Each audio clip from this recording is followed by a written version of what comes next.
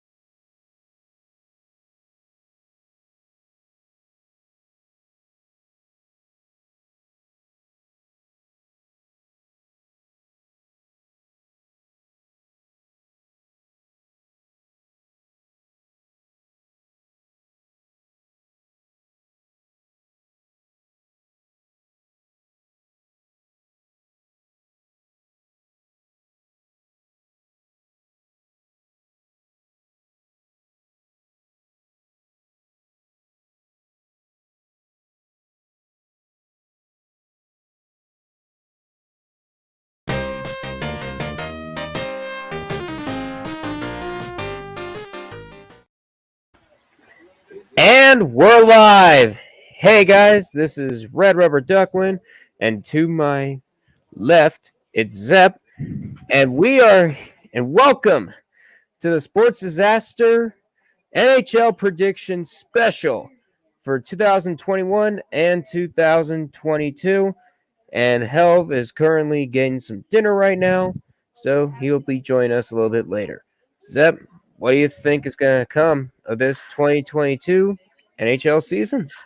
To me, this 2021-22 season looks very interesting. After the last year where the divisions were kind of wonky, it's tough to gauge them with the regular divisions now back. Not only that, but with fan capacity now back to what it was, definitely the atmosphere of the arena is going to change, and that can work to a great advantage to the home team, but it can also be a very difficult thing for the road team. It feels great to have stadium capacity back, and it is going to be strange not seeing the tarps there like there were last season. But hey, when you get used to something and it goes back to when it changes, you get used to that. Then when it changes back, you're like, wait, this isn't right. Then you realize, no, wait, it was right. You just had a season where that didn't happen. Exactly. It just feels good that hockey is returning back towards normal phase. Absolutely. And as well, not only is hockey back, but we have a brand new expansion team to make things all the more interesting. Yes, the Seattle Kraken, the 32nd team in the NHL, have entered the league, and they will be debuting this season against the Vegas Golden Knights as part of a back-to-back doubleheader on the opening night, October 12th. The first of that game, our boys in black and gold will be playing the Tampa Bay Lightning, the last two teams to have back-to-back championships. Yep, and Tampa Bay will be having their opening night, and they will be raising their second straight championship banner, and the Penguins will be looking to spoil that night, and by God, I hope they do. It'll be a good opening statement, but well, those opening statements will be made another time. We have our own statements to make tonight. We have some NHL predictions to make. So, Duck, You Duck, got it. Yes. tell us how this thing is going to go. All right, so first, let me just share my screen. Don't show me that again. There we go. All right, so here's how it works. We're basically going to be ranking the divisions from worst to first, starting off with the Atlantic Division, which has the Boston Bruins, Buffalo Sabres, Detroit Red Wings, Florida Panthers, Montreal Canadiens, Ottawa Senators, the two-time reigning defending undisputed Stanley Cup champions Tampa Bay Lightning, and the Toronto Maple Leafs. And the Metropolitan, you got the Carolina Hurricanes, Columbus Blue Jackets, New Jersey Devils, New York Islanders, New York Rangers, Philadelphia Flyers, our boys, Pittsburgh Penguins, and the Washington Capitals. I'll In take the this, rest. And then afterwards, we will be covering the other conference, that being the Western Conference. And we'll be starting in the Central Division with newcomers, the Arizona Coyotes, followed by the Chicago Blackhawks, Colorado Avalanche, Dallas Stars, Minnesota Wild, Nashville Predators, St. Louis Blues, and Winnipeg Jets. And then we go on to the Pacific Division, home to the newest team and the second newest team, as well as, well, let me just run down the list here. We have the Anaheim Ducks, the Calgary Flames, Edmonton Oilers, Los Angeles Kings, San Jose Sharks, the newcomers Seattle Kraken, the Vancouver Canucks, and the not so newcomers, the Vegas Golden Knights. that's right. We have 32 teams for the first time ever, and the divisions will have 8 teams each. And as part of that 8 team realignment agreed upon right before the start of last season, the Arizona Coyotes, who were formerly in the Pacific Division, have now moved to the Central, making things that much more interesting. Mm-hmm. Let's see. Oh, Reckoning just said something. He says that the Tennessean has announced that Pekka Rinne will have his jersey retired. The first jersey retirement in franchise history. That's so well deserved. When it comes to Nashville, Rene has led them to among the greatest successes in the team's history. It's hard not to see that happening. It's like seeing numbers of Le Cavalier and St. Louis raised the banners, and in due time, that of Vasilevsky for the defending champion Stanley Cup, or the defending Stanley Cup champion Tampa Bay Lightning. Excuse me, I can speak. Hey, don't worry. Neither of us can speak. All right, so I'm trying to get Helvetica back in here, and then we'll start. As for that, but for right now, thank you guys for watching. If you haven't already, please sure to like and subscribe. Tell all your friends we're about to jinx some teams, or more specifically, I'm about to jinx some teams. If you guys do not know my luck with making sports predictions, you'll know it now. Yep. And Billy is in the chat, and Rene should have won that Conn Smythe. No, Absolutely. I will agree that he was a very strong contender for the Conn Smythe, because up until that finals, he was one of the dominant reasons that they had the run that they did. Rene was unfortunately not as great in the finals, but they were obviously more deserving candidates, and the one more deserving one. But I think Rene winning the Conn Smythe, there's some argument there, considering what he did to get there. Mm-hmm. And as well, it would be, if that would have happened, it would have been the first time since John Sebastian Jaguar that a player on the team who did not win the cup would have won the Conn Smythe. Remember also, Jaguar was a goaltender, and he played a very dominant postseason in 2003. It came up just short against the Devils, but you can't give him knocks for not trying, because he tried and he put that team on his back. Yes, he did. Then what happened to him? Oh yeah, he won a Stanley Cup 3 years later. The rest is history. Yeah, that's the thing. If Tree hadn't have jinxed him in that 2017 final, imagine what could have happened. The way I saw it, that was the unstoppable force versus the immovable object. The unstoppable. Anyways, we are, again, just to remind you out there, we are currently waiting on the third member of our crew tonight, and the leader of the sports disaster, Mr. Helvetica 28, or as we call him, Helv. Helv, for some reason, forgot that, wait a minute, I might want to get some food before I go on the air. This is 10 minutes before we go live. This is the one thing. This is the one thing we have to realize is we're doing this, and we are in not only different time zones, we were in different countries. Helv is coming to us from Canada from the Pacific time, so it's only 5 o'clock there, and for us Hmm. it's 9 o'clock. Yep. Time. And I got a scoring update. The Penguins just scored. It's 3-2. All right. Come And on. also, while we're waiting on Helv, I do have an interesting story. Yes. For me, the first preseason game of this season, which is the first game that the Penguins have had full capacity on since before COVID, I went to, and it Nice. felt good to be back in the arena, feel the atmosphere again. And I will say this: when we get back, even though it was only about 25% full, you could feel the energy there. And as we saw on the following weekend with a free game for kids and how loud that stadium got, that's a sign that not only hockey is back, but the fans are back too.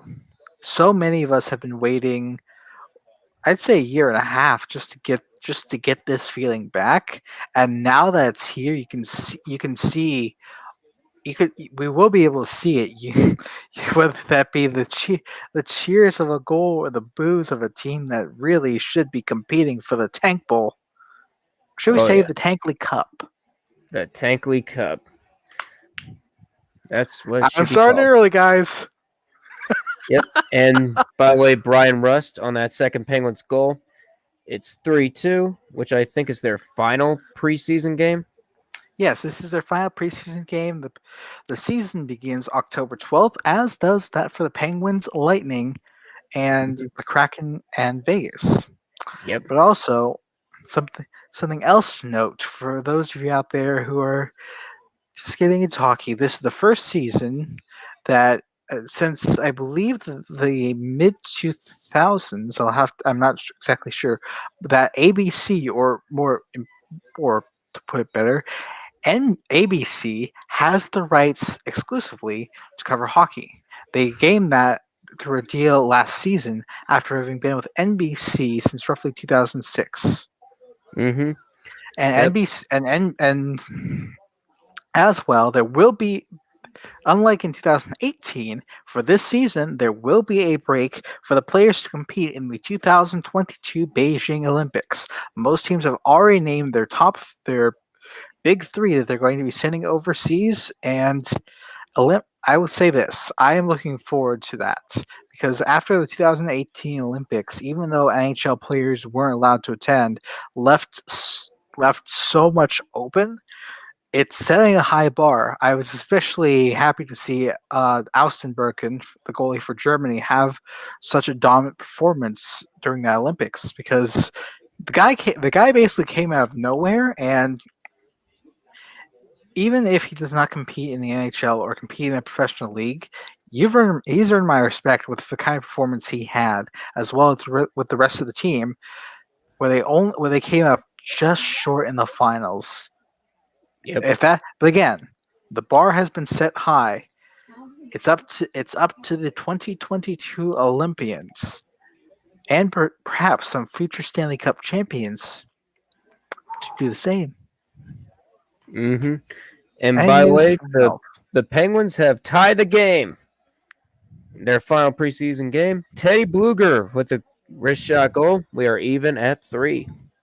Yep. As we can see by our little tags down here, we have been Helv, who is we're still waiting on as of I think my watch is It's been broken. about a half hour. Yeah, but we've been instructed to basically put our teams down here for Duck. It's just the Penguins, but for me, and I'll point to them. Penguins first. I have family who are Red Wings fans, so Red Wings, of course. Then, of course, you got again. This team is good, and they're broad. If you can listen to the radio broadcast, Connor McGahey is absolutely phenomenal for the Colorado Avalanche, and he's got a good team to broadcast too. Ken Cowell for the Red Wings is another great broadcaster, and then the Penguins. It's is difficult to fill in the shoes of the great Mike Lang, Oh, but Steve Mears, formerly of the NHL Network, has done so. Yeah. And that's the other thing. If and this is going to be kind of promotional for them, when it comes to radio broadcasts, you can take them on the go. It is absolutely phenomenal. You don't have to like sit down, watch TV, and even better with the radio broadcasts, especially the channels, these ones I mentioned right here. You can take them in the car and go when you're out and about. So you can listen to them without having to watch it. Mm-hmm. Because doing something on your phone while you're driving is illegal. Yep. Let's see. All right, we got something from Billy again. I got the Preds reverse retro jersey. There you go. It's Major Stonks. And that's another thing to mention that's different for the season compared to last. Last season, in addition to the regular home, away, and occasional alternates, to try and make up some revenue, the NHL introduced reverse retro jerseys where the teams would take from their past a certain jersey that was that iconic, or they thought, hey, let's do this different, and then just change up the colors a little bit. Most notably for the Arizona Coyotes, they took their very first alternate jersey and replaced the green, what was dominantly green jersey, making it dominantly purple, which caught the eye of many NHL fans, including myself. Then for our boys, the Penguins, they took an alternate used originally as a third jersey, but then changed it to their, well, main dark jersey, and basically made it the lettering on white instead of on black like it originally was. A nod to what was supposed to happen after they won back-to-back cups in 91 and 92 before the introduction of the straddling the line between famous and infamous Robo Penguin. Yeah, that's the thing. When these jerseys first came out, I was like, God, really? Those look okay. But as soon as we saw them on the ice in their first game, I think it was against the Rangers, it looked very beautiful. Most of the So, reverse retro jerseys I really didn't see as much of anything, with one exception. That being the ones for the Coyotes, mhm. because it was very different seeing a jersey that was dominantly purple. We hadn't seen that since the Los Angeles Kings last wore purple in the early 2010s, and even earlier than that when they had a dominantly purple jersey. It was nice to see purple out on the ice again, and it worked. Mhm. Any news from Helv yet? I'm trying to get to him. Because I can continue to go on, but also with the for anybody out there trying to look into hockey, because of the way, like if you can't get it through the NHL apps or NHL subscription specifically, because of the new licensing deals, you can also now get these games through ESPN Plus. They had been doing it for the past couple seasons as well, but it was not as noted as it is now since Disney bought the rights to broadcast, which were previously in the hands of NBC. Right. And Yeah. and by the way, this will not affect your local market because the local markets have their own contracts. Most notably for us as Penguins fans, they still have a contract that's continuing to go with AT&T Sportsnet. You might want to check your own networks to see if they're going to allow it to continue because some are more lenient than others. The Avalanche Altitude Sports Network is a bit more difficult than other ones, but if you have whether that be again Bally Sports or Fox or even like AT&T Sports or even like with some of them having their contract still with an NBC station, they can again it's up to your broadcaster how that will work. Basically, your local networks, fine. If it's a major network, prepare for it to be on ESPN. And if you can't get it either way, ESPN Plus. Because they want your money. Mhm. Oh boy, we got Dark Kirby in the chat. Oh, And how you hello, doing, Dark Kirby? Kirby. Hey guys. How you doing? All right. Watching some Michigan football. Also, oh, Hell's not here. Otherwise, I tell him the Sounders lead the Whitecaps 1-0. Wow. Yes, we're still waiting on Health, who is We're getting still waiting on together. Health to do but our NHL predictions. For those of you who haven't been around here, this is another one of the guys who's frequently here. And he is apparently the master of puns. So do beware. No, not even puns. Those are just dad jokes. Because puns are typically made to be funny. He just does a mixture of puns and crappy dad jokes. Yep. And also, let me just see if I have anything else to cover with the NHL. Well, Oh yes, and an interesting part that I've noticed this off season. This is supposed to be a flat cap year. This is supposed to be a flat cap year, and yet a number of teams have managed to go over set cap. Let me just look up through Cap Friendly. cap friendly. You can go ahead and share that. Yes, I will post a link in our chat. Because I'm looking at it currently, and we have 1, 2, 3, 4, 5, 6, 7, 8, 9, 10, 11, 12 teams who are sitting over the upper cap limit of 81.5 million. The most egregious of them, surprisingly, is the Montreal Canadiens, who are coming off a Stanley Cup Finals appearance. Mm-hmm. And what's also surprising to me, up until recently, there was a team that was just below the cap floor. That being Ottawa, who is now over the cap floor, but not by much. Mm-hmm. Oh God, Ottawa's plenty of cap space, and Yes. oh geez, and the Penguins have over 100,000 cap space. We might be letting go in some pretty big contracts here pretty soon. Yes, and that's the other thing to consider for this year is yes, we have also because with so many teams dealing with a flat cap year, and next year still undecided. It might go up. It might also stay flat.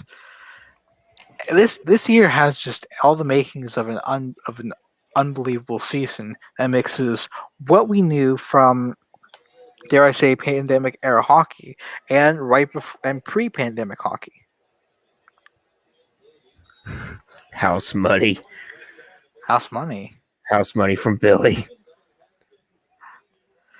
Oh my goodness. House money. Toddy. Yeah. Go ahead. Anything to say, Kirby? Touchdown, Michigan. Darn it. All right.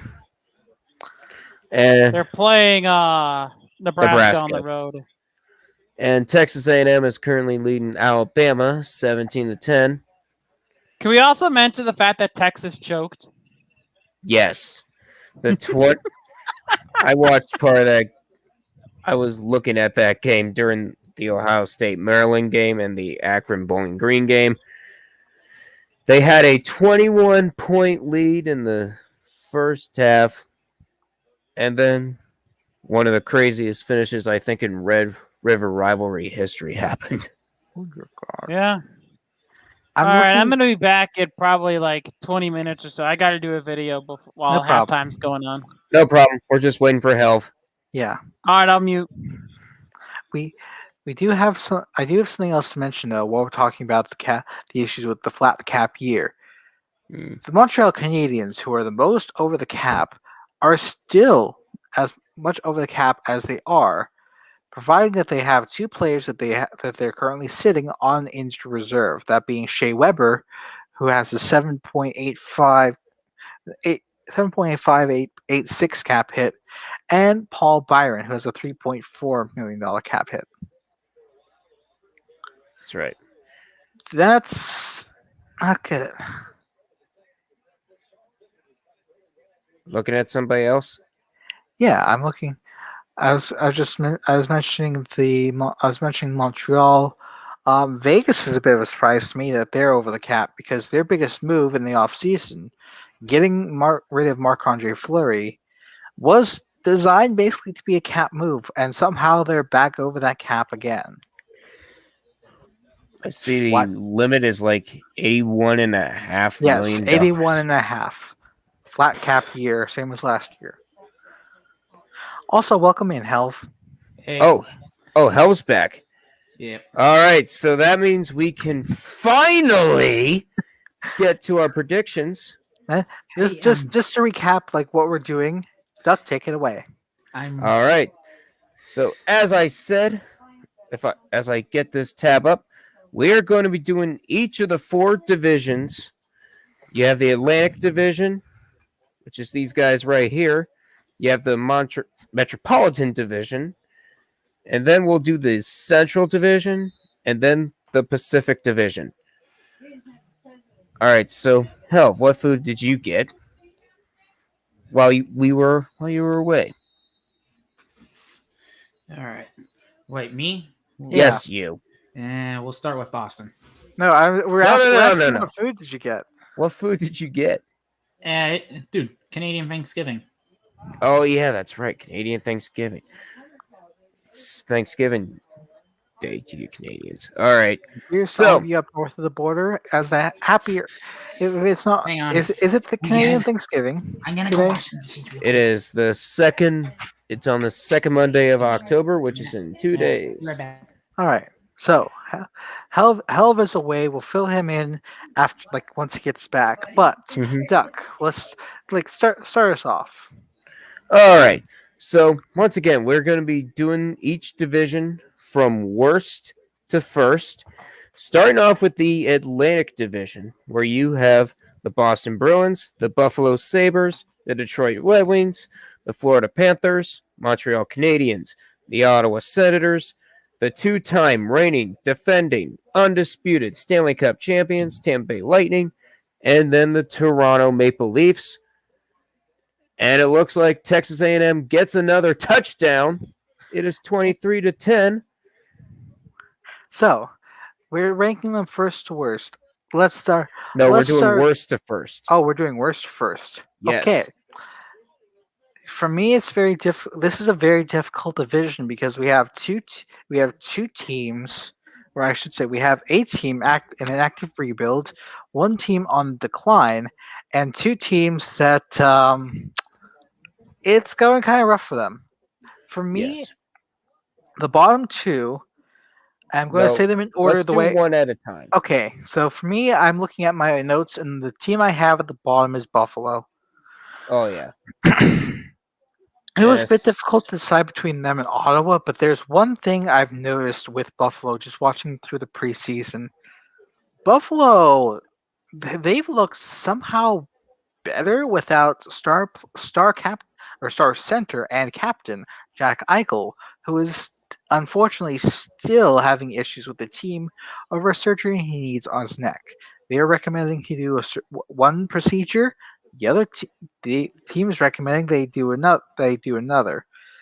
I have a feeling they're going to finally settle that, and somehow it's going to come back and haunt them.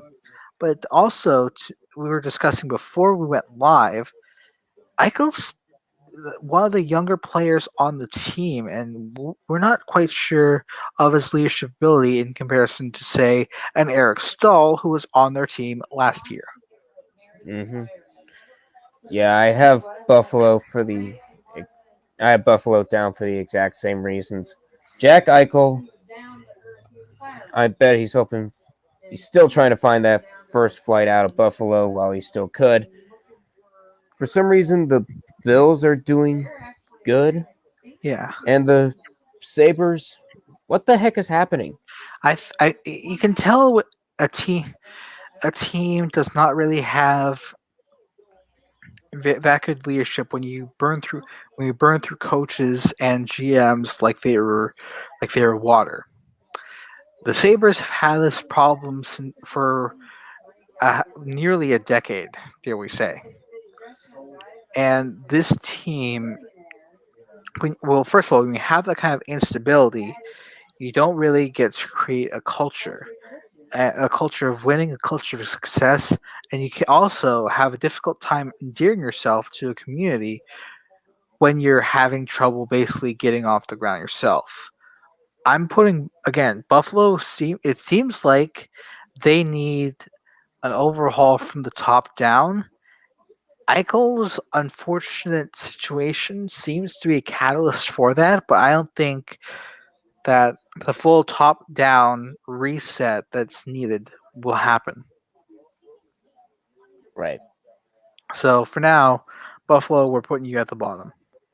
There you go. We apologize. We apologize, Sabres fans, but it's going to be a very rough season for you. Yep. As soon as help gets in, we'll make sure we'll make it official.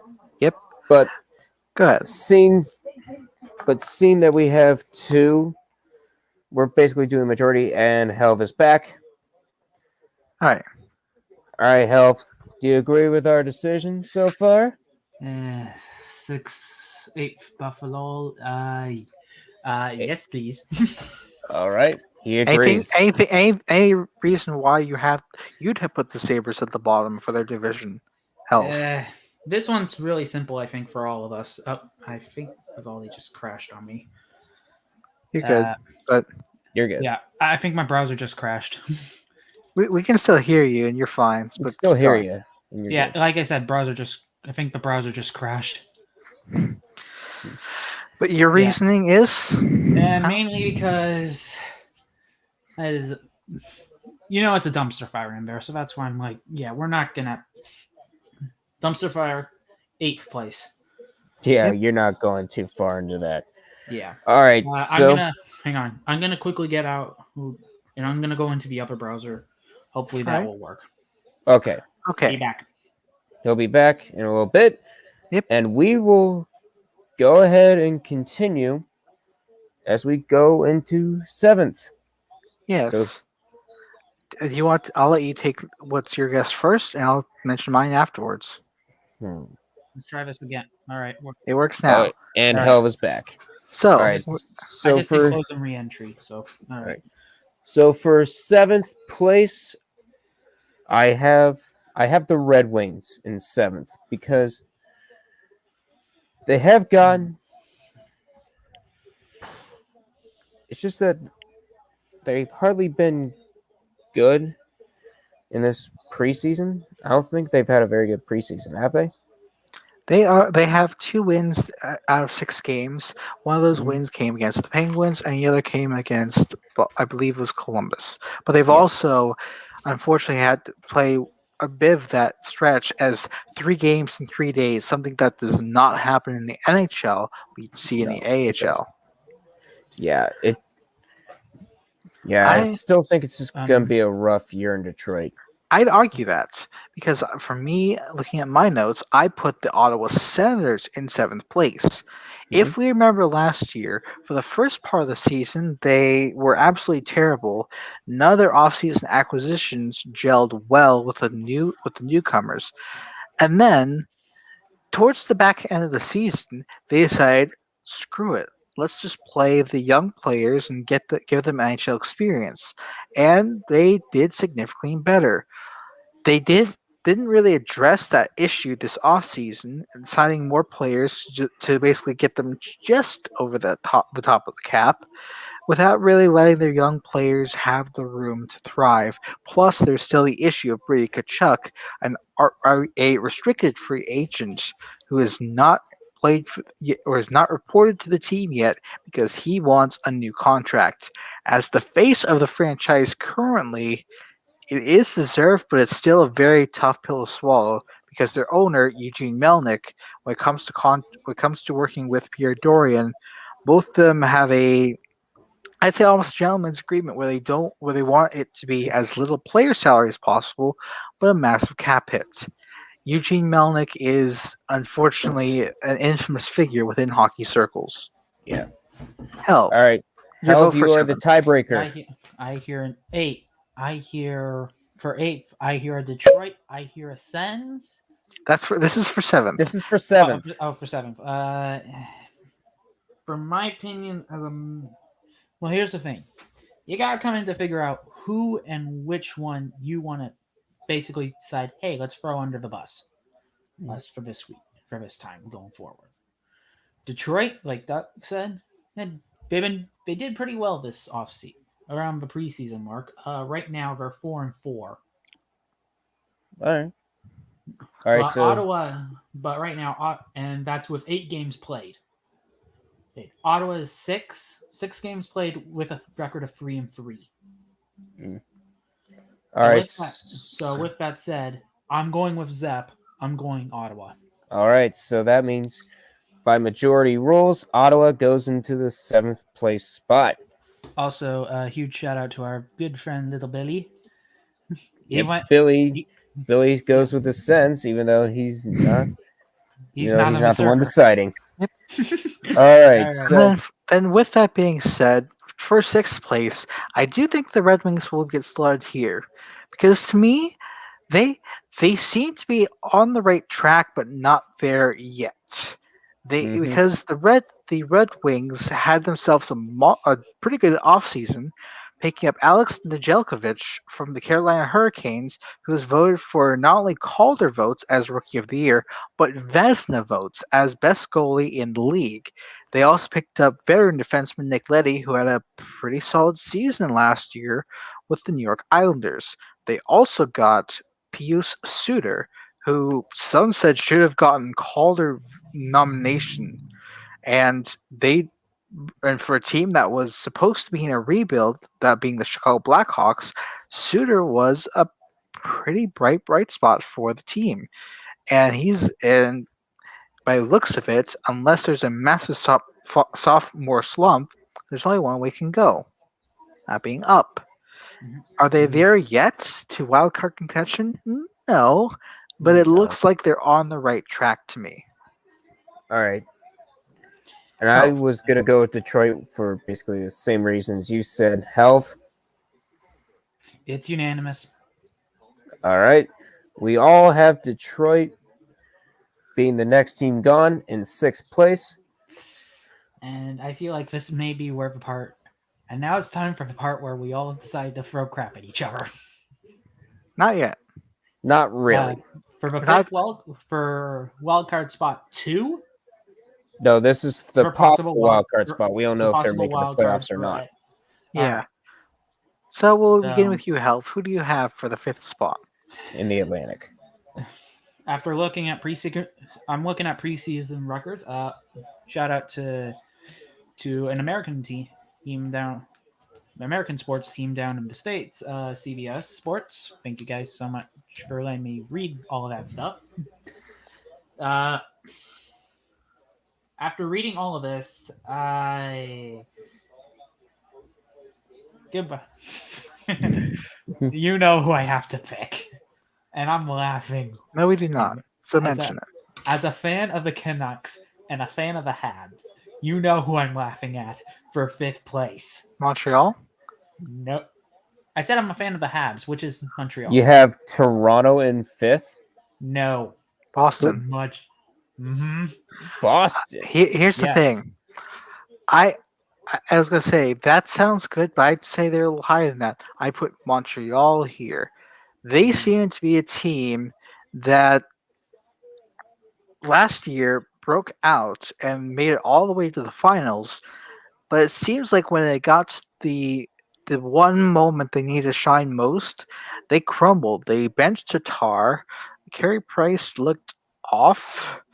And again, Godspeed to him for getting the help that he needs, since he's now in the player assistance program. We salute him and all his efforts. And then there's Shea Weber, who's the voice in the locker room and pretty powerful presence on the back end. Yes, they brought in Dvorak and they've made some other moves, but it looks like that run was unsustainable, similar to Dallas in the 2019-20 season. And similar to them, I don't think they're going to go very far. This is the team, though, I think can prove me wrong. Duck, you are the decider here. And going through my notes, I have Montreal as well. All right. Yeah, it's very difficult with a lot of, with this pick and the one for number 4 for me. But for number 4, I have Boston written down because I think they're a team that's just missing pieces. Last year was hard on them because it was their first without longtime captain Zdeno Chara. They were relying on Patrice Bergeron for captaincy. But this season, they're going to have to say goodbye to even more another familiar face, and actually two. Tuukka Rask is out for this until at least 2022 with an injury, and David Krejci has gone back to the Czech Republic, back home for him. So that means he's no longer on the Bruins roster. They did not really address that leadership issue that both Krejci and Rask bring in. Yes, they got Allmark for between the pipes, but they also got rid of Dan Vladar, who was a decent backup for them, I'd say. And they filled in, and yes, Nick Foligno could be a very good veteran presence considering he was once the captain of the Blue Jackets. But I don't think replacing a top line winger in Krejci with somebody who filled out the bottom 6 last year is a good idea. There seemed to be a team that was up higher, but is now sinking. So I put them 4. So you have Boston in 4th. Yeah. Helv. Because you guys put the Habs in 5th, I'm also looking at the records here. Yeah, the reason why I tried to put Boston in 6th, well, not 5th, is because as their records stand, they're 2-1-3. Right. With 6 games. But, and I'm also going to take some. I'm not putting Florida in, and I'm also going to say this. I'm not going to put Florida into 4th because have you seen what they have been doing in this preseason? Their record's showing a 5-2. Oh yeah, they're definitely improving. Yeah. Yeah, but after all of this, just one thing isn't clicking in my head. If I'm keeping Boston down a peg, I'm going to be keeping something out of the gate from my end. Basically, a team that is hated in most of Canada. Toronto. You have Toronto in 4th? So that's why I'm putting Toronto in 4th. In the 4th place spot. And Duck? And you're going to hate me, but I have Toronto in 4th also because they have terrible luck. They have the talent. They just can't get over the hump for some odd reason. They're extremely cursed, and I don't think they're going to make it anywhere far because the Eastern Conference is getting more and more stacked. Yeah. And that's why I have Toronto in 4th. All right. So we have our top 3. Yep. Who do you have as the bronze medalist in the Atlantic? For me, that's Florida. They seem to be a team that can check all the boxes and do a lot of stuff during the regular season. That always feels like the team that ends up playing second fiddle. Last year, it was to Carolina and Tampa, even though they had quite the strong team themselves. This season, they have to compete with Toronto, Tampa, and even the defending conference champions, so to speak, Montreal Canadiens. Florida seems they've done all the things they need to do, except maybe getting a better backup for Bobrovsky after losing Dreger. Yeah. But it seems like they're consistently the bridesmaid and never the bride. This might be after last year where it seemed like that was their all-in year. This year seems to be an extension of that, or a second act, shall we say. I just don't think it's going to reflect in the standings, so I put them 3rd. Yeah, that's the thing. I'm going with Duck first before I make the call. Good, Duck. Well, I agree with you, Zeb. I was going to put Florida in the third because, like you said, all they have is Bobrovsky in net. They don't. They lost Chris Drager to Seattle, and they're gonna. I think for their backup goaltending is gonna suffer. And in a league where goaltending and defense wins championships, you need more than one good goalie, and that's why I have Florida in third also. And I will call for that. I will make the call to make that unanimous. right, Okay, I have returned. All right. all right. Kirby has returned. I think Here it comes. Detroit could be a potential wild card. You think so? I think they have the potential to, but that's their absolute ceiling. It Yeah, feels like they've they're- got pieces. It feels like they're close, but not close enough to me. Right. I don't know about at the very Montreal. least, they're though. on. They're Montreal's on the a right team I'm a bit sus on, honestly. Mhm. Yeah, that's why. We'll I see dropped about them down. Boston though. Boston's got a little. They got to figure out a few things too. All right. Now this is So, where I think. Now this we is where pick I'm gonna, the winner. We pick the We- winner and runner up. So Yes. we'll begin with health. Health. because we have Florida in the bronze, and we only got two teams left. And because someone might go for free Pete here, my opinion, I'm gonna say in the 2-1 scenario that I'm about to say, I'm saying Boston 2, Tampa 1. Someone's gonna go for the 3-peat. Yeah. Will Tampa do the 3-peat this year? That is a question that everybody is asking. And that's the thing. Tampa, they've gotten rid of some talent, but not all of it. They still have some deadly goaltending in Andrei Vasilevsky, and they still have the best goalie. I know tandem people are in going the to disagree NHL. with me on this point, but they got the Conn Smythe winner right. Yeah, we knew who was it, Vasilevsky. Mm-hmm. Yeah, they got it right. So Yeah. you guys have Tampa Bay. Zep, who do you have? Apparently, I have to talk over a dog. Fantastic. But Damn it, Pete.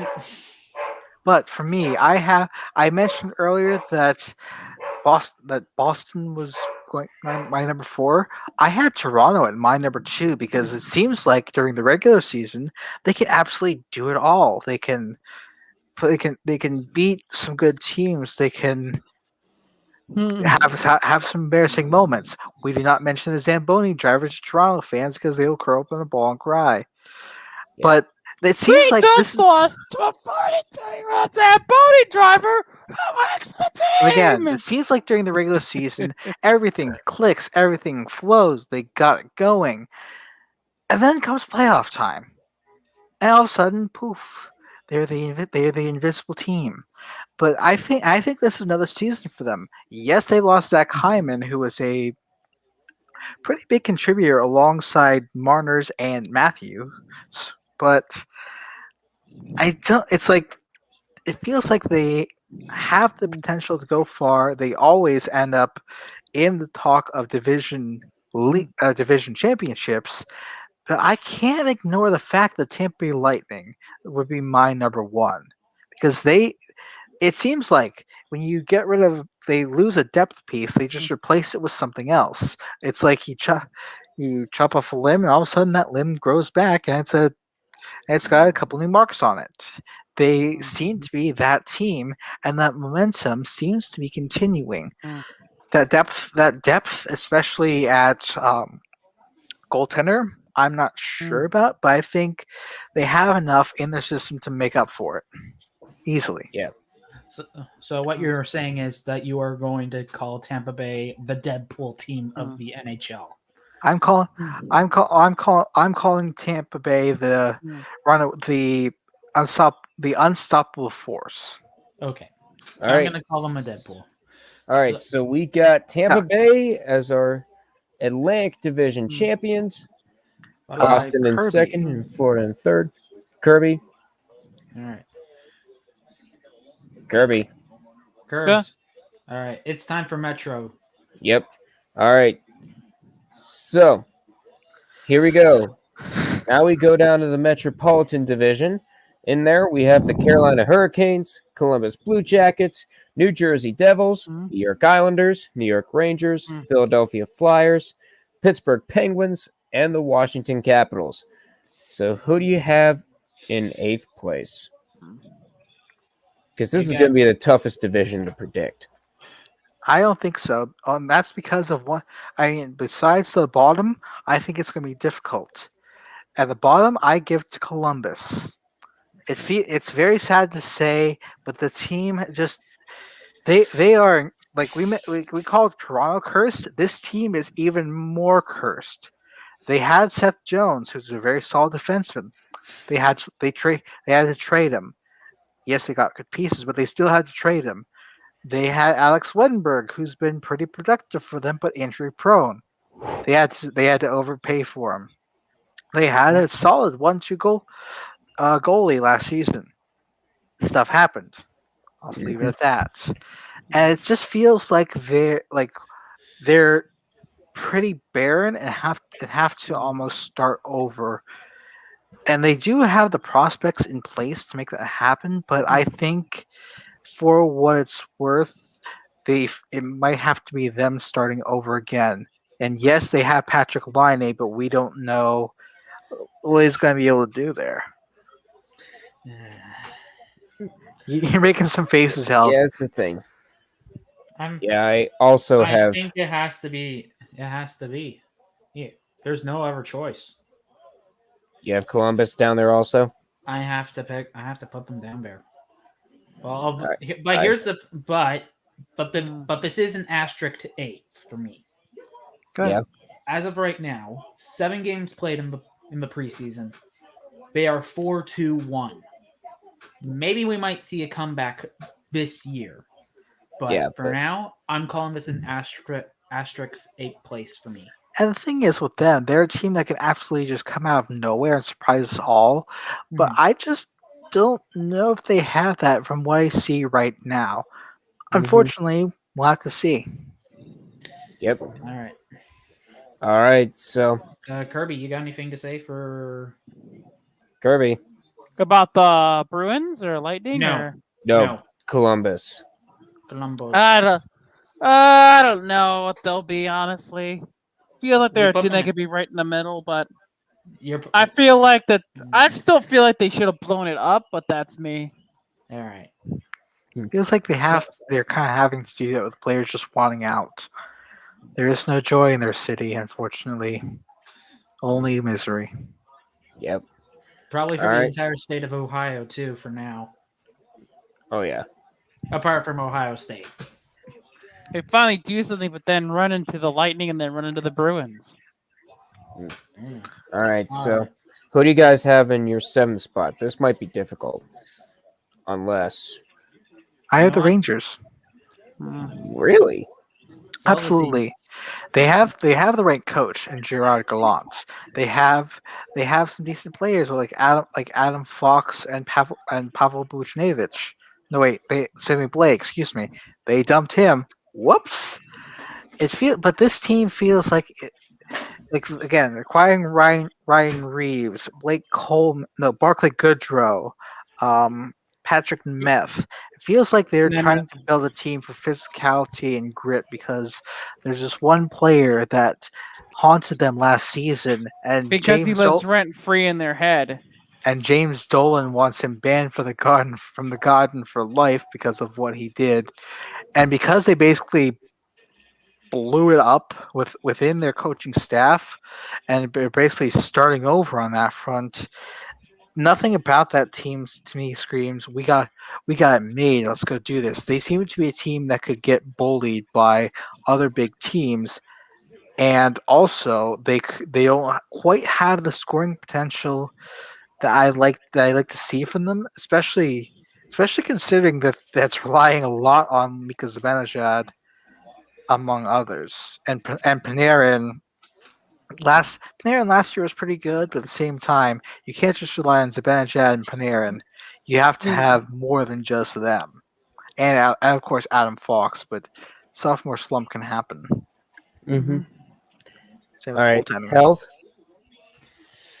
I'm with Zep. You're with Hashtag Zep? sell that team. Well, Hashtag sell those Sell the teams. fucking team, Dolan. Yeah. all right. Well, I had New Jersey in 7th, but I feel like majority rules. So you're outnumbered, man. Hmm. that means the Rangers are picked to go in the 7th place. I think the Devils are about right here at 6. They're making the right moves, but Absolutely, Yeah. I agree. I They also are. have them here because they are still rebuilding, technically speaking, but they are on the right track. Like especially last season, there are a number of players that really caught my attention. Sharon Govich, most notably. Blackwood, it's not sure if he'll play this season mm, because of because of the COVID rules, and he's not really following them.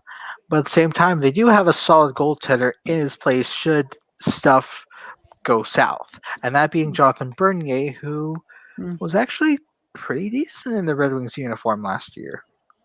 Are they going to be hit that echelon of wild card? No, but here's the thing.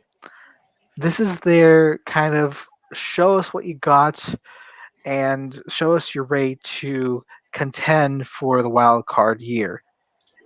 I think that puts them at 6th in my book. Health. Where do I go from here? Well, New York. Well, you got Jersey. I'm also going to bring up something here from the U-Tree server. Apologies to a lot of people, including Dodger, for this. Wildcat of a Week nomination at this time. The New Jersey Devils were in the middle of having a PA announcer contest. The third one didn't have a chance. The third and final candidate didn't have a chance to get in, do his thing that night. So with that said, just because of that, I'm cursing you with 6. Well, we were gonna have New Jersey in 6th anyway. Yeah, all right. I had them in 7th, but they're gonna move up to 6th, unfortunately. Yeah, by comparison, it feels like the Rangers are just trying to force an identity of grit and toughness, but the Devils are letting that identity build, so they get the points. All All right. right. Mhm. Kirby, Now you got the anything to number say 5. on the? Oh, I was about to say Kirby. You got anything to say on number 6 on the gel? I would say probably the Flyer. Or yeah, I that's was saying probably. the 6. I was saying 6. Oh, that's right. Right, I had them. The Devils. Yeah, Mm-hmm. All right. and then I think Number that's 5th. 5. Flyers. Ooh. Ooh. okay. Any reasoning for that? I feel like they're right there, but they're not quite there. If you know what I mean. Oh Yeah, yeah, makes sense. yeah, we agree. I You know I what? chose I chose differently because when I mentioned with the Bruins how they were a good team and sliding downhill, for me that seems this is going to be a bold statement for me, but I think the Capitals are right there because they're heavily reliant on Alexander Ovechkin, and of course Nicholas Backstrom, but the pieces around him I'm not sure about because Ilya Samsonov is going into his second year, as is Vitek Vanacek. That is a young duo, and they are sophomores in this league, technically speaking. Not only that, but you lost a very solid piece of your defensive core, Brendan Dillon, trading him away to a different team. So now you have a defense that looks even more porous, an offense that's heavily reliant on your superstar, and goaltending which proved itself in the first season, but needs to prove itself sustainable. Caps in 5 for me. Yeah, that's the thing. I actually had Washington in 6th in my notes for the exact same reasons you did. They've just been getting rid of some of the talent, and I don't know if they're gonna go any better. Health, do you have anything to say This before I might put them in? Here's the thing. It might. You know what? I might get a beat down by 2 people, but You have the Penguins in 5th. Yep. Here's the thing. In my opinion, you guys are kind of crumbling, but technically you might survive under a double X Flyer leadership. Who knows? All I'm saying is you're in the 5-4 area with your rivals. So we have two that said Caps, one who said Flyers, and one who said Penguins. Caps, you get the 5 slot. All right. However, I will say, hell of your argument is perfect, and I actually have them at number 4 for that exact reason. They seem to be a team that's on their last chance year. Being that this is their last chance year, especially for longtime veterans of Gating Malkin and Chris Letang, as well as, if I'm not mistaken, Brian Russ will be at UFA at the end of the season. This is basically the last dance in hockey, in terms of hockey. And I think that their depth has been exposed as shallow last year, then to make it even more shallow by getting rid of both Brandon Tanev and Jared McCann. You're relying a lot on players who either haven't proven themselves or are new to the team. Let's also not forget that Crosby and Malkin are going to be out for a significant portion of the first part of the season. Although I will say I think their goaltending might help save them because they're now under Andy Chiodo, whereas Mike Buckley, let's just say he doesn't exactly have the best track record, having worked with the Penguins after the previous goalie coach left, and Buckley's record beforehand, looking at the goalies he coached, it isn't pretty. But this is, to me, their last chance year, and for that reason, number 4, Penguins, good luck. You'll need it. Helv? Yeah. Elva actually said the same thing. Mm-hmm. Yeah. I also showed up a sign saying JR screwed you too. And I told you stop with the Wile E. Coyote. We don't need any more reminders. Kirby? Yeah. But anyways, yes. Stop. Yeah, that date sounds right for the Caps. All right. Okay, what about 4th place? I'm gonna say the Penguins. All right. Okay, we're being outnumbered. No, I think. think Go ahead. Go ahead. Go ahead, Kirby? Kirby. I said Penguins at 4. Yeah. You wanted a reason. But then you said go on. Wait. I thought. Never mind. You have a reason? I just feel like that they're really near the end of it. Like they're getting close to it. They're getting close to being at the end of that. At the end of their what you call it, the Line? Yeah. Yeah. But I feel like it's the Flyers and Penguins in this spot honestly are a bit interchangeable. Absolutely. Yeah. And now we go on to the go ahead. 3 through 5 could honestly be interchangeable. Absolutely. Oh yeah. Like I said, the Metropolitan is going to be the most difficult to predict. And speaking of, let's go. Speaking of 3 to 5, let's figure out number 3. This one for me, is going again. The idea of 3 to 5 being interchangeable. I have the Flyers here. Yeah, I think like they bolstered the defensive core in the off season by adding Ellis, and hopefully Ristolainen actually does something. But they also gave Martin Jones a second chance behind Carter Hart, and their forwards is Cam Atkinson for Jakub Voracek is a bit strange, but at the same time, Atkinson has performed well with the Blue Jackets the past few seasons.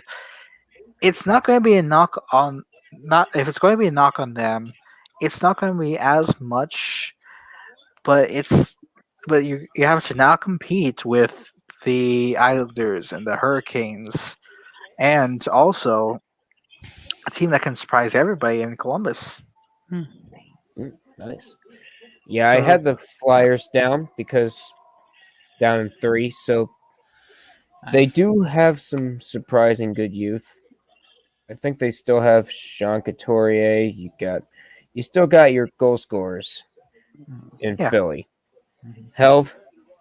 the Atkinson and Voracek swap felt like a weird one to me. Yeah. Oh yeah, I- you got Cam Atkinson. But yeah, I think we're all unanimous on this one.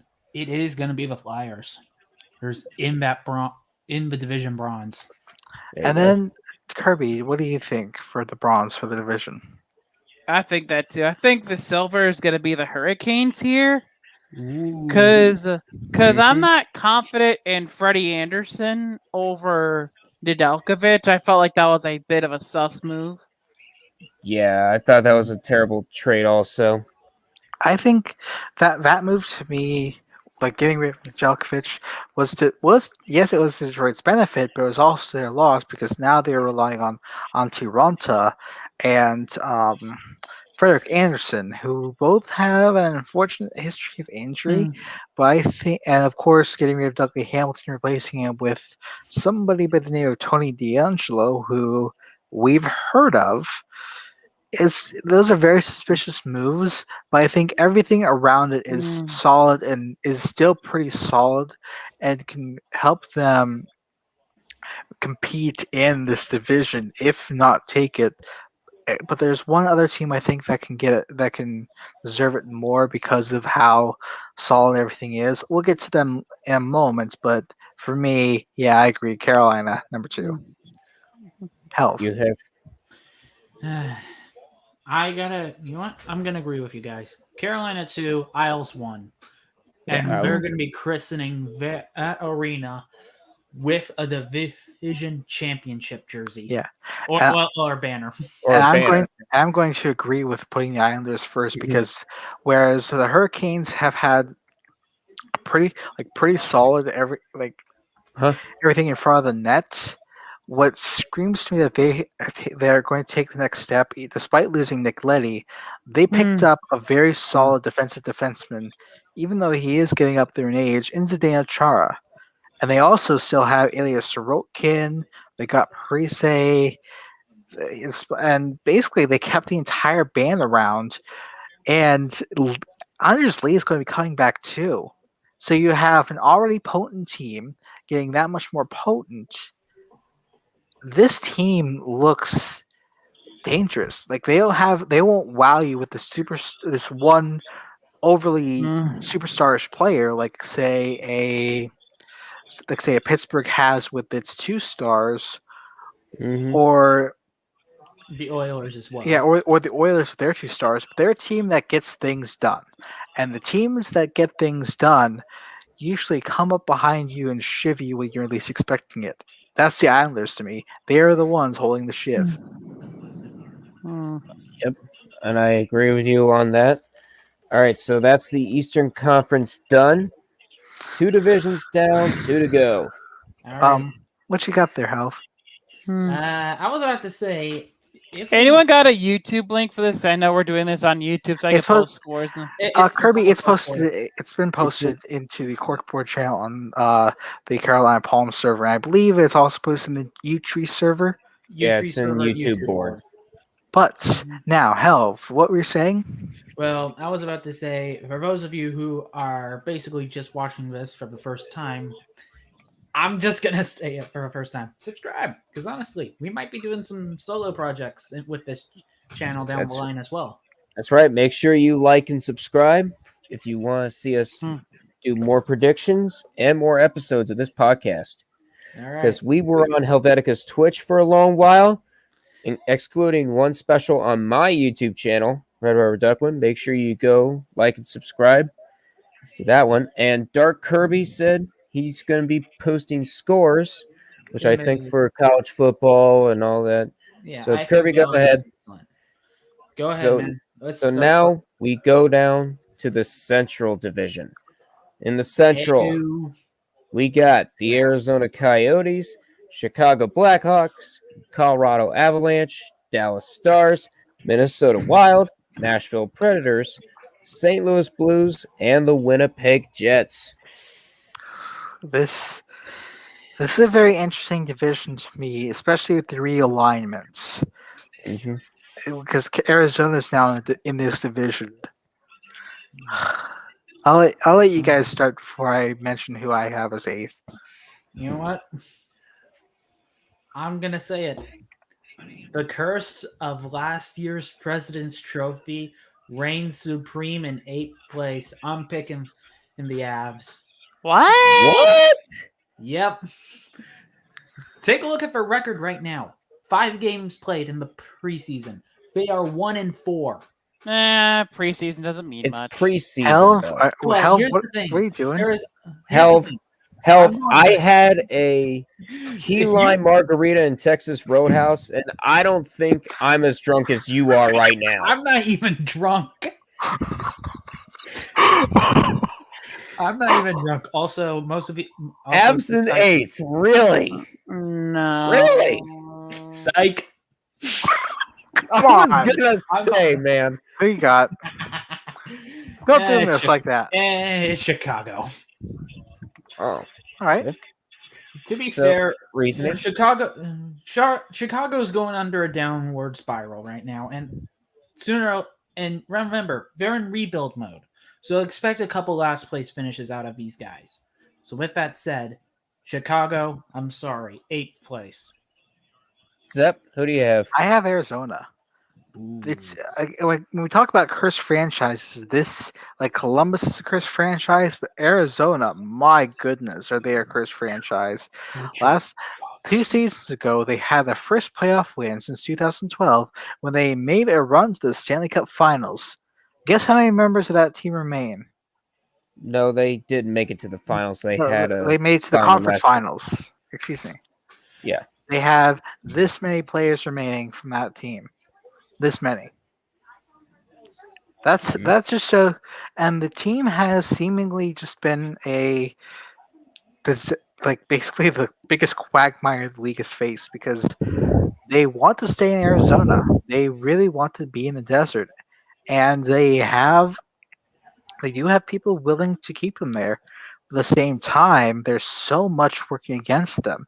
Their own bad luck, their goaltending being suspect at best, their forwards basically being cooked, their defense basically being better used to strain spaghetti noodles.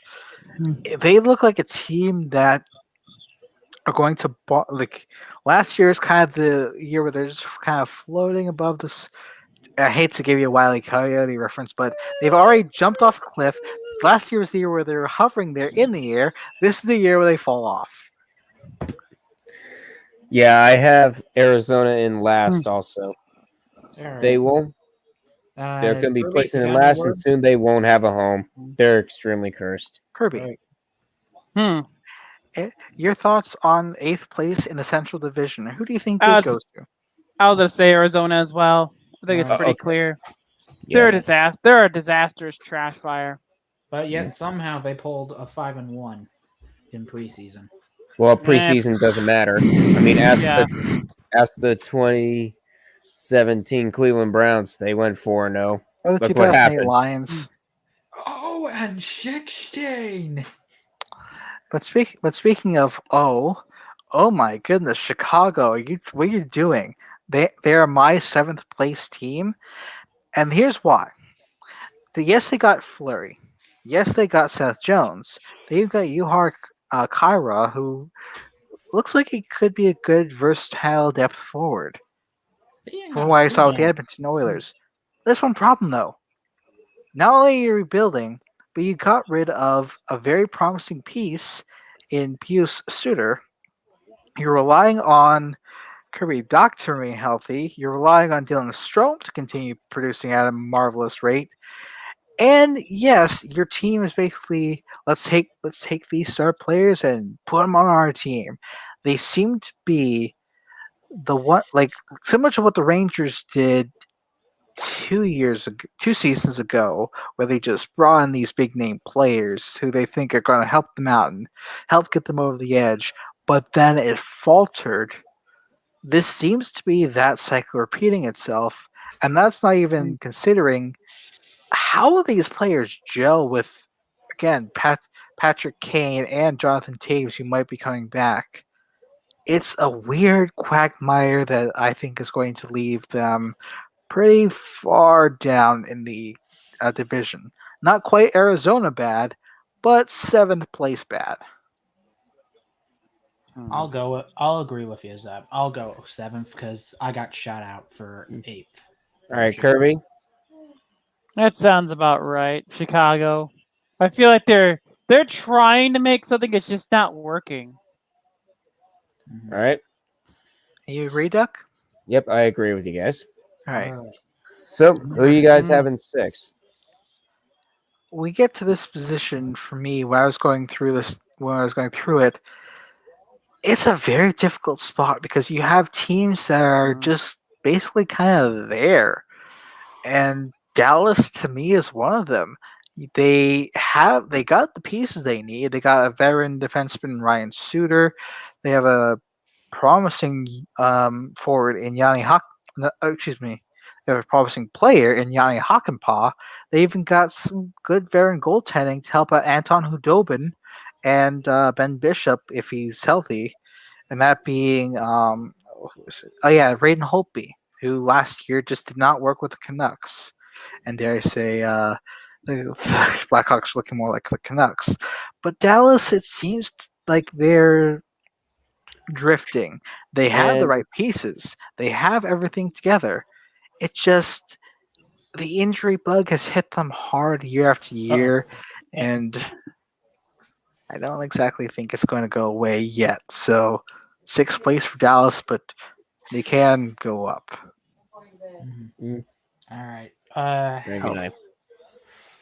All I'll right. agree with you because the other 6th place that I had in mind probably might be in a wild card spot. So I will agree with you. Dallas, you're going in 6th. I'm All sorry. right, Kirby. Mm-hmm. 6th place for the division. Who you got? I had Nashville, but Dallas also has a strong case of being in 6. Yeah, Who you got, Kirby? I've got Dallas. In this one, Dallas and Nashville are very interchangeable. Yeah, I agree, and I think similar to you. I just put I put them in 5th. They're Who, Nashville? yeah. They see. It seems like they're a team that's having to deal with the decline of the closing of a window. You have Pecorine who decided to retire after all he had done and is deservingly getting his number retired by the organization. You had Ryan Ellis, a core piece of their defense, who was traded to the Philadelphia Flyers, helping them out. And the youth players just seem to be there. They're good, yes, but I don't think they're enough to carry a team. And even if they have to carry a team, if what's around them is a lot of dead weight, it's not going to help them out. And of course, UC Saros will have to carry the weight that a 1-2 punch didn't they had last year, but they do not have this year, or at least it has not been proven, because what's behind them is David Riddick. Last year was not a good one for him. Nashville, take the 5. All right. Hell, So, Okay. You know what? Yeah, I think. You know what? I'm gonna say it. I'll agree with you, Zep, because I've been working on a dip. Because I had to do a quick breakdown of who I was doing for Pacific. But yeah, I'll agree with you. Nashville, and I'm sorry to say this, Reckoning, but yeah, you're outnumbered if you're gonna say they're gonna be higher than a 5th. he wasn't even going to be doing predictions don't- anyways. I had Nashville in 5th also. Kirby, All right. 5th slot in the division. Who do you put? I got Nashville as well. So that's unanimous. Yes, Yep. it is. All right. It's unanimous now. They were originally in 6th for me. Now they moved up to 5th. Who'd you have in 5th? Here, I think it was Dallas for him. I've got the Wild. I had- fourth. I actually had Chicago in 5th, but Yeah, then they again, those were interchangeable. But I think beyond Arizona, these can all be interchanged, and they'd be only a couple points apart. All Right. right. All right. That But said, Kirby said he had Minnesota for 4th. Mind explaining why?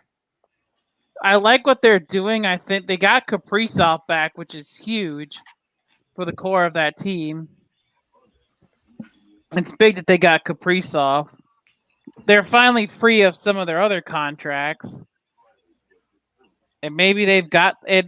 I think that this is a division that's a bit top heavy, honestly. Yeah, I have St. Louis here, and that's because they're dealing with one big conundrum: Vladimir Tarasenko. Does he play with them? Does he not play with them? They made moves to signify they don't want him there, but they still are kind of holding out for him being there, and being in that limbo is one of the worst places to be. And I don't think what they got if he does go, they they're in for some tough times because last year they just squeaked into a playoff spot from what I saw, and even though yes, it was the first wild card, what was right below them was who sucks least. It just seems to me like St. Louis is just drifting. They're good. They can make the playoffs, but put them up against Colorado, Winnipeg, or even put them up against Minnesota, and they don't have the juice. The good, not good enough. St. Louis, 4. Duck, I'm gonna let you do it. You pick before I make final verdict. All right. You could have Minnesota or St. Louis because this division is just so. It's just hard to predict, except for like the top 2. I think, with your reasoning, I think St. Louis took 4th for me. Hell, what's your spot? After hearing both arguments from Zepp and Kirby, I'm with you guys. I'm gonna go with the Blues. All right. Yeah, but from my notes, I had 3, 4, and 5, as well as 6 is pretty as well as pretty interchangeable because they're teams that they're just kind of there, as I said earlier. Minnesota, though, seems to be of those teams the one that I think will be left standing. They have Kirill Kaprizov back, and he lit up the league last year. They got some good depth with the acquisitions of Merrill and Goligoski. Cam Talbot's still there, and they also have Kaapo Kakkonen, who both made a pretty solid duo last year, even though they came up just a bit short. What getting rid of the Suter and Parise contracts allowed them to do was bring their other players crucial to them, like Joel Eriksson Ek back. Kevin Fiala might be another case, but I think of the teams that are just kind of there that I had listed, Minnesota has the best chance to be at the top of that bunch. So I give them 3rd place. And before I have my say, the Aggies went ahead and scored a kick return touchdown against Alabama. It is 31-17.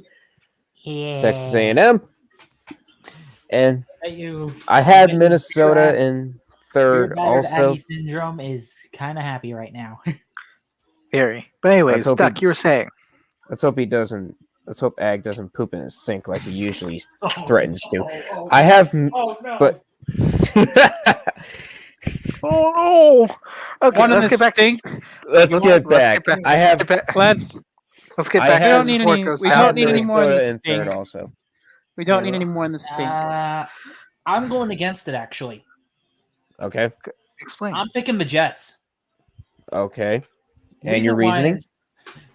Even though that last year was a little bit of an interesting situation where we actually swept a team for sake, only to be swept back, I believe. But basically, the Jets did what they could that last season during the 4 bubbles. In my opinion, they might make it into the playoffs, but they're gonna make the bronze. But sooner or later, they're gonna be facing Minnesota, which is why I'm gonna do Winnipeg 3, Minnesota 2. You know who won. Okay, so Duck, it's up to you to serve as the I vote decider for the third. I had Minnesota in third. Hang on, didn't Kirby make Mhm. it? Yeah, Selection Kirby yet? Yeah. agreed with Minnesota. All right. Mhm. Kirby said And Minnesota. that And means do we Kyle- agree with number 2? I believe that the Jets. This is where the Jets go. To Mhm. me, they had quite the interesting offseason. They picked up Mhm. Brendan Dillon and Nate Schmidt to help them out on their defense, which last year was more or less just kind of there. They got, yes, they lost Tucker Pullman, but he seemed to be the basically again just kind of there. They lost Connor Hellebuck's backup Lauren Brossois, and they're relying on Eric Comrie. But with how little Brossois got used compared to Hellebuck, yes, you could argue that they almost burned him out, but at the same time, the team in front of him was solid enough that that when they needed to rely on Hellebuck, he was there. But it's not enough to get them the division title because there's a certain other team that I'm going to heap the praises on, but they're a very interesting team, and I'm looking forward to seeing what they can do with this division. All Kirby, right. I have Kirby. who do you have in second place for the The division? Jets. I'm Mm. surprised that you guys are going to put this much optimism inside of one small city in Canada. It's just to me that other than the top and bottom, Mm. this division is just kind of interesting. And of them, it seems like Winnipeg just has that bit of edge over the 3 to 6 to me. And then the Avalanche, need we say more? They yes, they had to swap out Gruber for Francois, but at the same time, everything else that was there last year that helped get them into President's Trophy contention, dare we say, everything's still there. It's still Mhm. there, still can gel, and it's just basically how far can they go with what they have? Because they look pretty good. All right. And I think that rounds it up because we all know who's Any going in the first any place. other takes in Colorado though? Kirby. With that. Yeah. Kirby. Yeah, that's about what I have. The Jets. Yeah, that's about what I have. Yeah, the Yeah. Jets. Yeah, I had the And- Jets in second also. Hmm. I mean, Yeah. they're still keeping their talent from last year. And Colorado, it's Colorado. They still got all the talent that Yep. they have for their Stanley Cup run. The only thing they lost was Grubauer, but they replaced him with an equally formidable goalie in Darcy Kemper, who is freed from Arizona. All right. Praise the Lord. Today's All right. Jeebus. And now we are, go on to the team, the division with the two newest teams in the league and a whole lot of interest, the Pacific Division. We begin with the 8th slot, and Duck, will you take it away? I think it's going to be nobody's surprise, but I got Anaheim at the bottom. Agree. You agree? Yeah. Kirby? All I right. think we're all agreeing with Yeah. this one. And for me, I had Anaheim not only at the bottom of the division, but winning what me The and Doug. Technically Cup. The Yeah, so Tankley Cup. what could, in football would be considered the Tank Bowl, but here's the Tankley Cup, or the race to the number one, or the race to get the number one pick, or the odds for it. Because Anaheim, they seem very raw.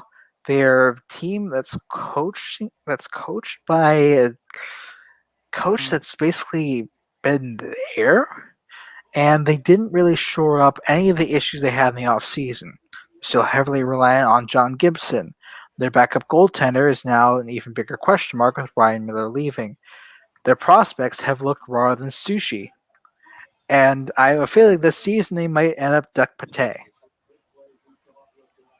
think that's the right term. Let me check. I don't know. All right. I don't do upscale restaurants, so Alrighty. Yeah, Sure. no worries, man. Oh, by the way, and Nebraska just took the lead. Yeah, because looks like- Nebraska was offsides and got a pick they didn't deserve. Oh. Okay. All right. They, All the right. Ducks are looking like duck pate this season, and Alright. unfortunately, we cannot feast on it, but the meme world will. Oh Okay. yeah. All right, let's go for number 7, and this is where I'm probably gonna have some Californians hate me for this. Well, probably majority of California will love. The people who live here are gonna hate me. It's got to be the Kings. Kings. They're still under, my opinion. They're still under that we're cursed. We know it bubble. And with that said, they're not going to win a Stanley Cup until probably around the 2030s. I beg to differ because I think that's very low. you're in the right state, but have the wrong team. I have the Yes. Sharks in this position. They're still yes, they got rid of Martin Jones through buyout, and he's now with the Flyers. But there's still a couple questions that loom large over them. First is Evander Kane, because if it wasn't the gambling, it's about a fake vaccination card. And in either case, he might not even play the season, which is bad enough. But then you keep in mind Eric Carlson, one of their star defense or one of their biggest contracts and top pairing defensemen, has been more of a caution cone than an actual defenseman for the team. It's tough to say, but he's definitely not worth that $11.5 million deal. The rest of the team is basically just stagnant. You will see some upside from Tomas Hertl, who, if I'm not mistaken, this is the last year in his deal. I'll have to check that. But this team is stagnant, and now they have an even bigger question in goaltending, with now Aiden Hill being their number one. This is a team that's going to suffer for a little while, and last year was brutal for you. You get a tasty treat, more misery. Hmm. Eh, Yeah, I agree with Zepp. I have the Sharks in 7th for all the Alright. same reasons. Kirby? Hmm. Who do you have in seventh for the Who- Pacific Division? I got the Sharks. Yeah, I'm Go on. outnumbered, meaning I'm thinking I think LA. I think the bottom three are all the California teams. Honestly, So you got the Kings in 6th? yeah. I'll go with you, man. I'll go with you, Kirby. I disagree. Oh, what the? Because to me, Los Angeles is a bit higher because it seems like they're on the right track, and to me, they did make some moves to help them out in the off season with acquiring Arvidsson, getting some veteran help with Edler.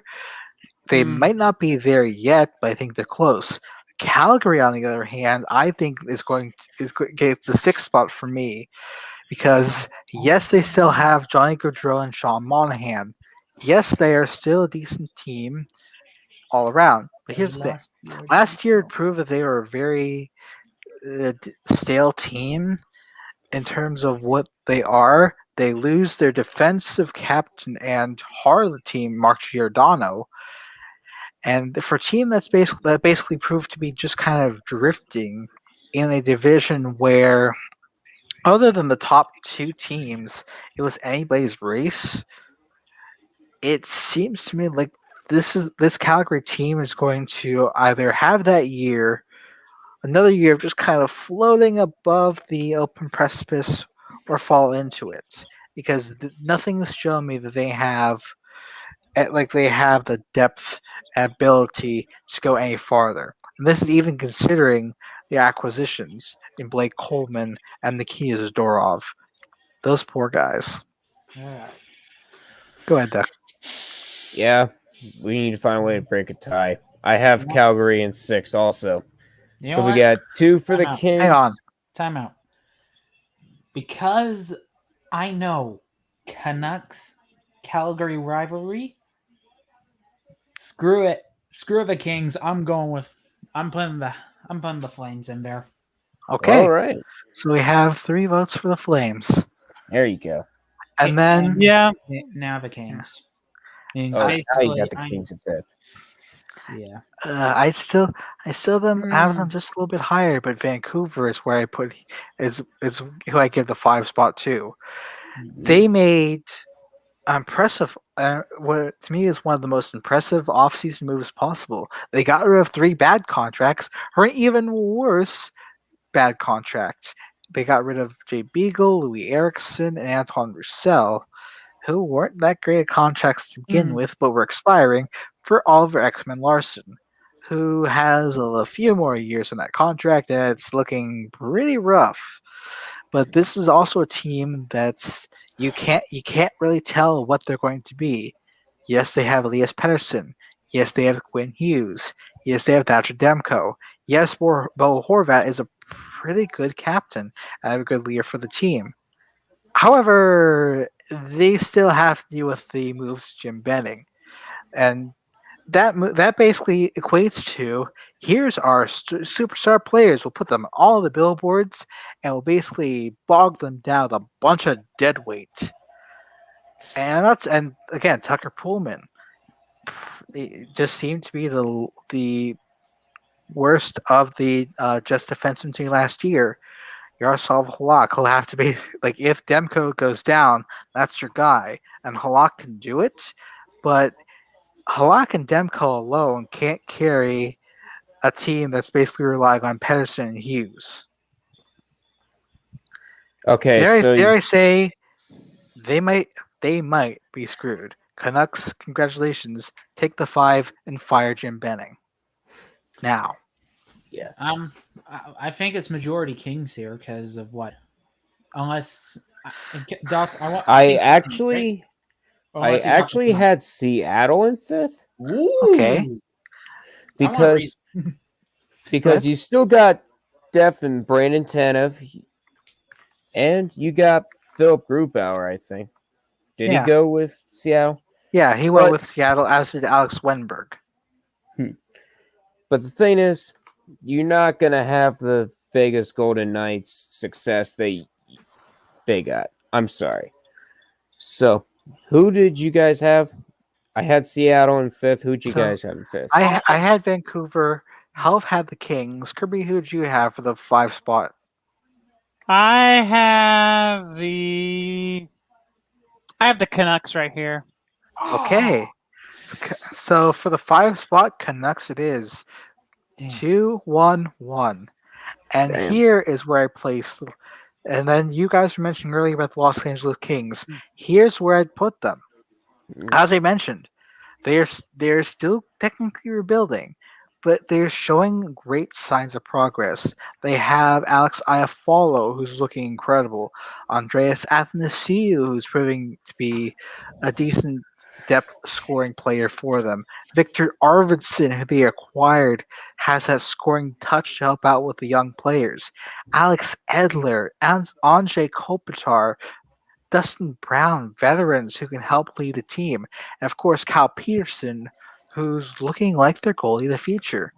Yes, they still have Jonathan Quick there, who's had better days. I think they're a team that's on the right track and is pretty close to making it back into the contention debate. So I put them here. So you have the Kings in 4th. Yep. All right, Helv. I'm thinking differently. Go ahead. Go on. I'm picking the Oilers. Wow. Yep. Okay. Really? Yep. Could To be. be fair, you got 2 star players and a bunch of people who are probably going to collapse. Basically, this franchise. And here's the thing: I'm predicting because Gretzky left at the end of this year. The Oilers are about to collapse. That's what I'm gonna say. Hey, you lost, and basically, sooner or later, you're gonna have to basically do what LA did and do a major reshuffle. Sure, you've been doing pretty well, but unfortunately, right now, it ain't the time, man. Oilers, you're going to the 4th. So Kirby, who do you have in the 4th slot? This is right where I have, honestly, the Kraken. I have them Okay. right here. Ducks. I had Calgary in 3rd. I don't know why. I had Calgary in 3rd though. Okay. You just want chaos, man. That's all we want. Pure chaos. That is fine. So who do you have? I after having Seattle in fifth, I might as well put Seattle in fourth. Yeah, Oh, it's going to be rough on them. but I do think, from what I had, they that they're not quite at the top, but they are a pretty decent team. I had them in third myself because Dallas. they have the talent to do it. It's just, can they get to congeal? They have Wenberg. They have both Caden and Kale. No, not Kale. They have two different flurries, not named Marc Andre. They have Yannick Gord with the veteran experience. They have Brandon Tanev, Jared McCann. This is a team.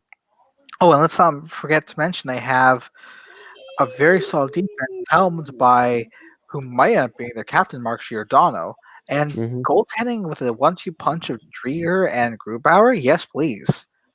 To me, they seem like a team that can compete in a division where everything below them is at best wild card contenders, and at worst completely horrible Tankly Cup contenders. But Hmm. I think this is a team that's not quite ready to advance. But this is their season where they have to sell themselves to the fans. And I think even if they don't win their division like Vegas did in their first year, if they even make the playoffs, that will help sell them. Mm-hmm. Yeah, Seattle needs some very big teams with hope right now. Yes. So All right, who so who do you guys have for 3? who do you have for the third spot? You guys have been. I shocking. had the. I guess you could put the Kings here, but I don't think they're going to be a playoff team. Yeah. Yeah, I saw them as 4th, but I was gonna say, since we have Seattle there, basically they swap positions from where I had them. Mhm. So, Health. Second will be Edmonton, and then first is Vegas. We'll explain why when we get there. But hell, what do you think for the 3 spot? You guys have been shutting me down a couple times for LA and Oilers, and with that said, at bronze, it has to be the Oilers because, like I said, it's about to collapse. This is nearing that point where Wally Coyotes just walk. Well, he's like, they're close to getting up there. I'm gonna say it's like when Bugs Bunny and Wally Coyote were saying, "Hello, this is the telephone company." He skit in that Yeah. scene. With that said, Mhm. Oilers, screw you. You think you're more important than the Pacific? You're getting pwned on third place. All right, so Zeb, Okay. who do you have? You have the Kings. Yeah, I'm putting the Kings here. All right, Kirby. Yeah, I have the. I guess you could put the Kings here. I still don't think they're going to make the playoffs, but Mm, Yeah, it is what and it is. then who do you have, Duck? I had the Kings in fourth. Also, I I had had them in- Vancouver in third, but I Yeah, also had LA yeah. in fourth, so they would Yeah. move up to my third Yeah. spot. and then for me, moving on, I had Vegas at number 2.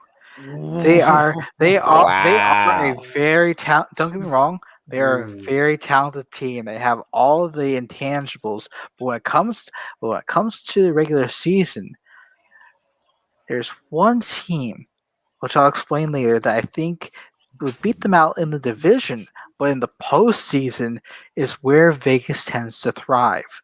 Vegas has I their think biggest que- their biggest Vegas. question their biggest This is question the year for them. is I think. the biggest question Vegas to me is, can they rely on a 1-2 goalie tandem instead of a 1A 1B, because now they're relying on Laurent Persois to fill in behind Robin Leonard. Everything else in front of them is absolutely gelling, absolutely working, and to only lose Nick Holden and gain Gaily Dadonov gives them an interesting dynamic to work with. I think that they're going to compete for the division title. There's one other team I think gets it. I'll explain later. You might as well say it now because we're at the final Okay, two teams. anyways. so let me give you my Edmonton spiel. We saw last year that during the regular season they are an absolute monster. Draisaitl, McDavid, both of them can absolutely carry a team on their backs and say, "We're going for the promised land, boys. Let's do it." And during the just like with Toronto during the regular season, they are absolutely tough as nails to beat. They have the depth clicks, the defense can shut stuff down. Their goaltending somehow works, and it seems like another season of that. But at the same time, you have to wonder like how much like when the pressure's on them when it comes to the postseason, what happens? Because all of a sudden they vanish. They did against Chicago 2 years ago. They did against Winnipeg in a sweep last year. May I remind It you seems that? May it I remind seems you like that the Oilers just lack that killer instinct, similar to Toronto when it comes to the postseason. But I still give them the division crown because during the regular season, they have that killer instinct. They have that fight. They can just steamroll you, especially the two-headed monster of McDavid and Draisaitl. Oh man, they're going to get the hardware except the most important one. May I remind you, right there for the Winnipeg Edmonton game, may I remind you that that was an underdog sweep, not just any old sweep. A massive underdog sweep. Very massive underdog sweep. But like Hell- I said, for me, Oilers have to be number 2 because, like I said, Oilers are number 2, Vegas number 1. All right, Kirby, Huh? who do you have for number 1 and number 2? Oilers at 2, the Knights at 1. Yeah, That's I- pretty obvious for anyone. Duck. Yep, I have the Oilers at second also, and the Vegas Golden Knights winning the Pacific Crown yet again. Yeah. So I honestly Hopefully, think this has to be Vegas's year to do it. If they don't do it at this point, I don't know what you do. I think this is going to be an interesting year for them because they will if again I have them at the second in the second slots and the Oilers number 1, but for them their biggest question is can we not burn out Robin Leonard and rely on him as as top guy? Again, this with as increasingly knee jerk as their organization has been to a lack of success, it might be this might be the year where things start to fall off, but at the same time, I think that they can still compete. The Oilers, and thank you, Hell, for mentioning that Gretzky will be leaving after this year. It feels like they want to go out with a bang. And for me, a division title is just the perfect way to do it, even though when they get to the postseason, when they actually have to face teams with that killer instinct, they're going to fail harder than my shares in Enron. Ouch. All right, so And Yeah, Radio we- Shack, too. With that said, that board looks kind of complete to me. It is But- complete. One All thing's for right, sure. so- But hang on, Go I ahead. want to say this: who's getting the curse of the Yeah, president's that's the trophy this thing. year? you may think we're done. We're not done yet. We got to do our way too early playoff predictions. No, not yet. That one, not yet. We'll do that mid-season. My opinion. I'm going to say this. No. I had the Oilers as number 1 in the Pacific Division only because I think they're going to be the ones with the President's Trophy curse. Who do you think gets the President's Trophy curse? Oilers. Oh, you think? Ooh. Well, based on this list, who do you think gets the President's Trophy? I was going to like that Pacific Division is going to be tough because it would have to go through McDavid and Draisaitl. So whoever wins the Pacific Division, congratulations, you have the President's Trophy. Prepare to die. So you think the Vegas Golden Knights will have the President's Trophy? Absolutely. Colorado can absolutely compete for it, but it's one of those things Their where division, you their don't want it. division's a bit tougher. Their division's a bit tougher. Oh You yeah. know what? I'm gonna throw out a bone here to the Metropolitan Division champs. Ooh, you have the Islanders as the I'll give it President's to the Trophy. I'll give it to the Islanders. But here's the thing: if they break that curse by winning a championship, basically a playoff game inside UBS Arena, congratulations, you have earned my respect. And yet somehow I am still not Buffalo fan material. Oof. Well, Poor Buffalo. poor Hey, Buffalo. Hey, Buffalo, 2 of your teams are still good, yet somehow one is still shit. You can name me which 2 later. Well, I'd say never change, but please do change. You're dang it. well, Me or To me- Buffalo? No, Buffalo. Okay. well, to me, Colorado still has some of their talent left over. They still got Nathan McKinnon. They still got. Do they Cam still have McCarr. Gabriel Landeskog? Yeah, they have Landeskog and McCarr still. Right. I think Colorado will repeat as President's Trophy winners, but then again, hockey is a complete crapshoot. You don't know what's gonna go. You don't know what's gonna go down. Kirby, who do you have as your President's Trophy winner? I'm gonna say the Lightning. Okay. Oh, we're Fair enough. So we're all across the board this time. Yeah, Yes, we are. have all of us to pick differently. And now the most important question: who do you think will be winning the Tank League Cup at least through halfway of the season? Tank League Cup. Well, let's do both. Let's say who do we think might win this year, and who do we, for Tank League Cup and Stanley Cup. How about that? Absolutely. For the Sure. We're doing trap. We're like we said, we're throwing craps right now, yeah. and here we go. You know what? We'll go bottom up. So Kirby, you're kicking us off. Your Tank League Cup. The worst team in the league. Oh. Who do you think it's going to be? Kirby? Curbs. Thinking. All right. I'll go in the meantime. Oh, go ahead. Buffalo. Ooh. Oh. Yeah, I can. Back to back tanks. Back to back tanks. I can see that. As I said earlier, I think that one's going to go to Anaheim. Buffalo, without Jack Eichel, has looked decent. Anaheim has just looked like duck pate. And a team that's duck pate gets eaten up by the rest of the league and by default wins the Tank League Cup. I have No. Anaheim winning the Tank League Cup also. You know what? I'm thinking that this team's cursed after Timu left. Anaheim, I'm sorry. You are winning the Tank League Cup. I agree. It's been rough for them since. Especially even worse since Perry left. Ooh. Anyway, and Lord Stanley's winner time. Ooh. Okay, I'll kick this off. What you guys think? Because I'm not giving the Islanders the President's Trophy because I think of the teams at the top, they have the most thorough team. The Lightning are a little bit lacking on depth. The Islanders make up for it. The Avalanche, they can do it. They just have the same problem with depth. Vegas, their goaltending is a question at depth.